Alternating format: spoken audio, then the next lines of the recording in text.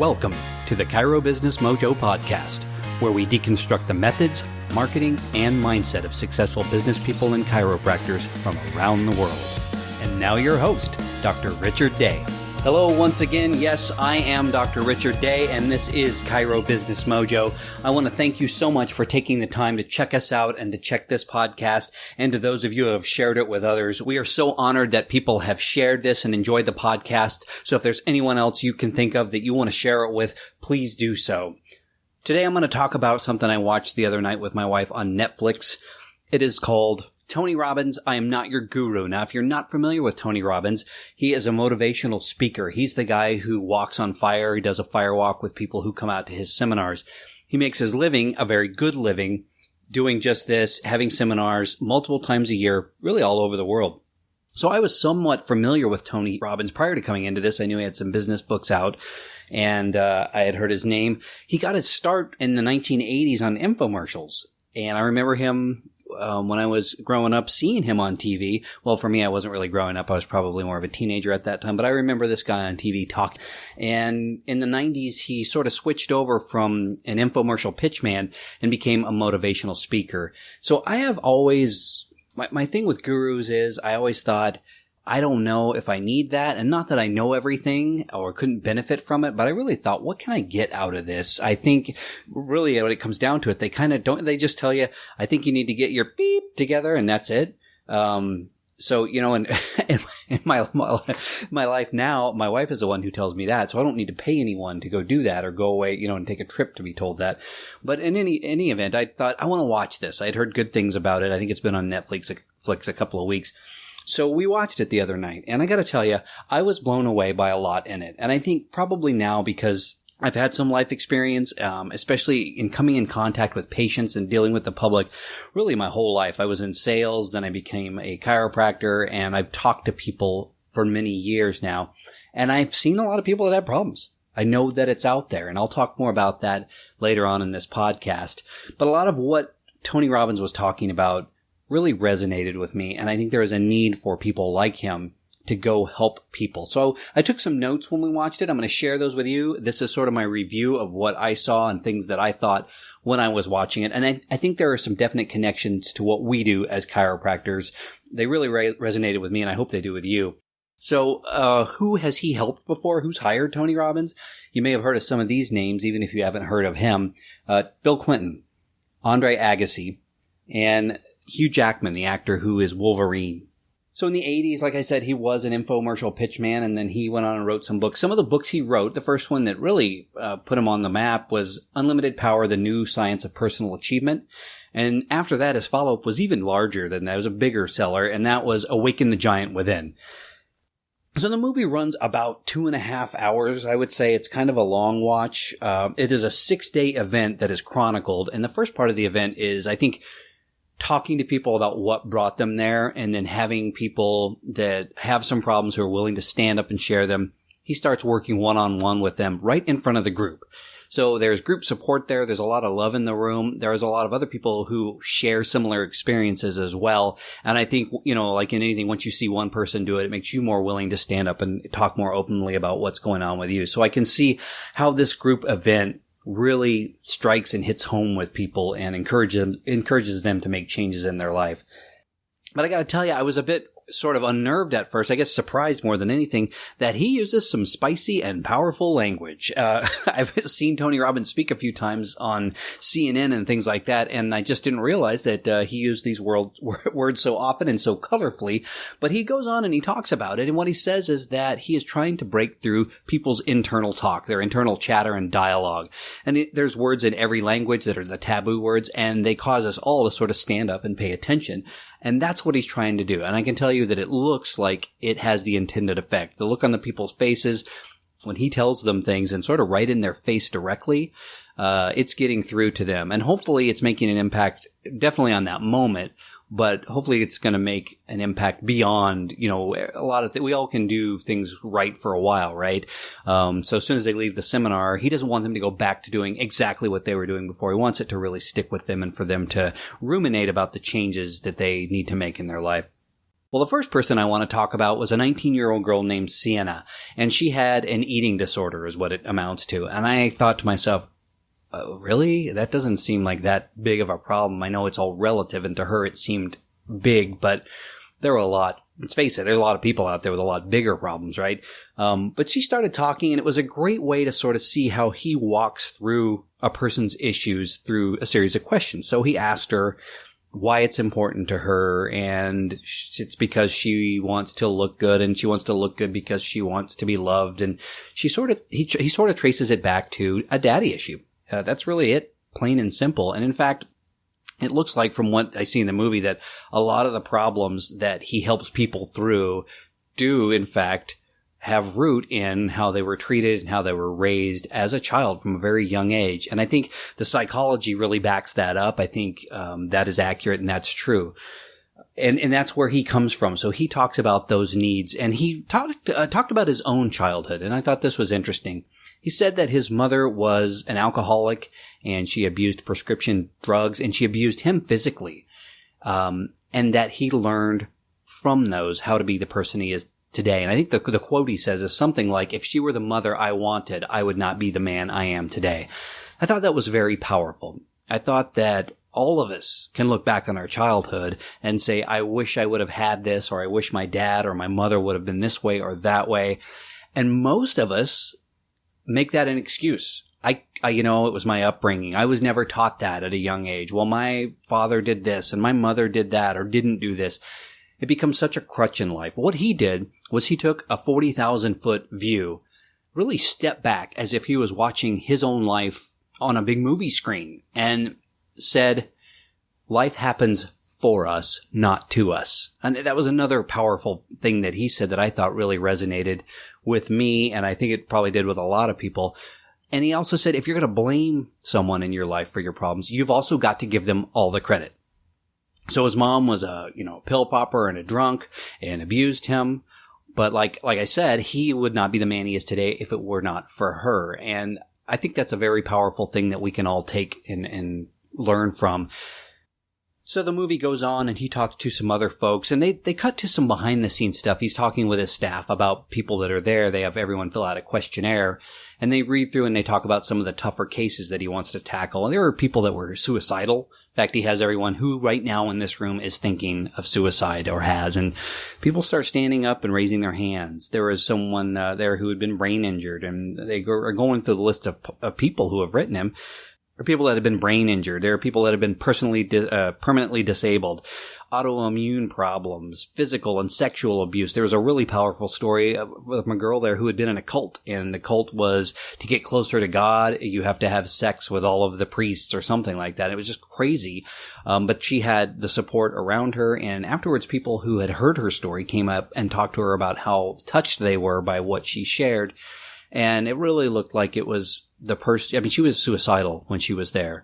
And it really looked like this was a good turning point in her life to sort of heal and maybe take the rest of her life in a better direction. So he goes deep. He goes deep on this is what I'm getting at, which I think, if you're going to pay anywhere, I think his seminars are from $600 to $6,000 or $7,000 for the 6-day version. He better go deep. I mean, he better get in there and really solve some serious problems, right? So here's how he does that. This is kind of the pattern that I noticed as he goes through. And they're all things I think we can do on our own, even if this year isn't the year we can afford to go to Fiji and be part of his seminar. So whose love did you crave as a child? And that's where he started with the 19-year-old girl, Sienna. Whose love did you crave? What hole are you trying to fill now? What did that result in? I think that's a good question. I think that forms and molds all of us and shapes who we are as adults. And if we don't like who we are as adults, it's good to look back and see what's missing today that seed was planted back when we were children. He also wants to get into what is the big question. What are we asking in our life at this point? So what is it you want to do? Do you want to lose weight like Sienna? Do you want to start a business? Do you want to be better in business? Do you want to be a better husband, father, mother? Once you figure that out, he says, what's keeping you from it? Start writing it down. Start talking about it. Start getting it out there. I also saw him doing things, he uses phrases, and he wants you to do, well, first of all, he does affirmations. He does his affirmation early on. And this is an affirmation, and it's not the Stuart Smalley affirmation where you're looking in the mirror saying, I'm good enough, I'm smart enough, and by golly, people like me. It's more like, here's what he does. He says, I am. You make it present tense, and you write it down. He doesn't mention this, but this is probably what it says in one of his books because I've seen it other places. I am lovable. I am successful. I am happy. I love others unconditionally and they love me. I help people when they need help. They give me help when I need help. I am rewarded for my hard work. I have an abundance of life, an abundance of love, and I am attracting those qualities in my life. I have an abundance of wealth. So that's something that I've done in the past, and like any habit, you do it and you kind of can fall in and out of the habit. I'm going to start doing it again. I'm going to write it down. And he has these guys, they start yelling it. They get in each other's faces and they yell things, and it looks a little bit ridiculous. But he says, again, he's trying to break through that internal dialogue, that chatter we all have. And I think for most of us, it's a negative. Our internal dialogue isn't saying wonderful things about us. It's saying you don't look good enough. You don't work hard enough. Who do you think you are? That sort of thing. So I get what he's doing and why he's doing it. It all makes sense to me. He also talks about what are your rules. So once you have those values, and let's say it's as a kid, what you think about yourself, you live within those rules, right? You think nobody likes you, so you behave as if nobody likes you. And if you go to do something, well, I don't know if I should do that because, nobody likes me. So you live within the limitations. He talks about that. What are your self-limiting beliefs that you have? So much of what he is telling people by the end is, look, it's headspace. It's what's in your mind that's holding you back. So much of this isn't real except to you. And it's really a reprogramming and changing who you are and who your beliefs are. And this is hard work. And this is one of the things that really all of a sudden hit me as I'm watching the show because I am a chiropractor. So we talk to our patients, right? They come and they've been doing something for 10 years, eating badly, not taking care of themselves, not exercising. And they say, hey, I'm here and I've developed this problem. Can you help me? Sure. Well, okay. How many visits is that going to be? Oh, I guess it might take whatever, 12, 9, 8, whatever the number is. But it's not going to be one. Usually, if it was, great. That'd be fantastic. I would have a line around my door. Usually it's more than one visit. Well, patients don't always get that. Right? They're used to this quick world. They go through McDonald's, they get that quick food, it's fast food, boom, instant gratification. And you mean I can't come in here and you can't fix me? This 10 years worth of abuse and neglect I put on my body all at once? No, I can't. And so I use certain phrases when I talk to my patients. I'll tell them, wellness is a process, not an event. I can't get you well in one, boom, magical adjustment. It doesn't happen that way. I wish I could. I also tell them, I use analogies like, let's say you want to be a great golfer. So you took a lesson and now you're Tiger Woods. That doesn't happen that way. You take lessons and you practice, and it takes dedication and hard work and skill. And we're so willing to do that when we want to learn a new skill, like play golf or play guitar, or we want to go on a diet. We realize that, hey, I ate right once, right? I'm losing, isn't that great? I'm losing a lot of weight. Shouldn't I be really skinny now? No, it takes more than one meal. So that's exactly what he's talking about. You have to repeat this over and over and over for it to take effect. That's why you need to have an affirmation. That's why you need to write it down. That's why you need to verbalize it. You need to say it to make it real. You are rewiring and reprogramming yourself for success. So some other key takeaways. He's not a surface level guy. He says he gets up in people's faces and yells and cusses and does his thing because it's personal. It's real. And think about it. We're in the age of Facebook and texting and social media, and we have 100,000 friends on Facebook. Well, I wish I did, but we have they're not real friends. They're not people that we talk to in our world every day. So he wants to bring it to a real level. And I thought that was important. And that's the exact same thing we are doing with our patients, right? They're coming in our office telling us their problem, and we are laying our hands on them and helping them to heal. So if you can have real conversations with people and connect with them on a personal level, that's what people really are craving and wanting in today's society, because so much of it is gone, and it looks like we're going towards a direction where that's going to happen even less. The affirmations, I've kind of hammered that home and beat it to death, but it breaks the patterns of how we think. And that's really why he does it and why he wants you to do it. Another thing he said is that our beliefs and values control the way we live, and most of us are busy surviving. We're so busy surviving that we never design a life. Now think about that. Isn't that true? When we're in chiropractic school, our life is planned for us. We have 3 or 4 years of just busting our butts to get what we want, but where we need to be in the morning to when we go home to when our paper is due or the test is going to be taken or all of it. It's planned out for us until we graduate. And suddenly after that, oh my gosh, what do I do? Am I going to be an associate? What am I going to do? We don't know. Some of us do, but a whole lot of us don't. And the same thing is happening in our lives. We're just sort of not living a life by design. We're just rolling with it and surviving and on that hamster wheel going. And he makes a great point. I mean, yeah, it's the getting ahead happens in the margin. And what I mean by that is a lot of time and energy can be spent staying in the same place. Treading water is what I call that. Getting ahead requires extra. So one of the things we're going to talk about in future episodes is how to do that, how to get extra out of your day, how to get more time, how to be more productive in the time we have, because we all have the same amount of time, right? It's the great equalizer, but we don't all spend it the same way. And obviously he's very efficient in how he has spent his time over his career. He also says that most of us are unaware of the patterns that control our lives. You know, we think it doesn't stink, and we just keep doing it over and over. This is true. Oh my gosh. This hits me all the time. Especially as I get older, every day sort of melds into the one before it, right? I woke up, I took a shower, I brushed my teeth, I got ready, I went to work, I did this, I did that, I came home, I had dinner, or I did some chores or whatever. The weekend came, I went to bed, I woke up and wash, rinse, repeat, and it started all over again. It's like the movie Groundhog Day.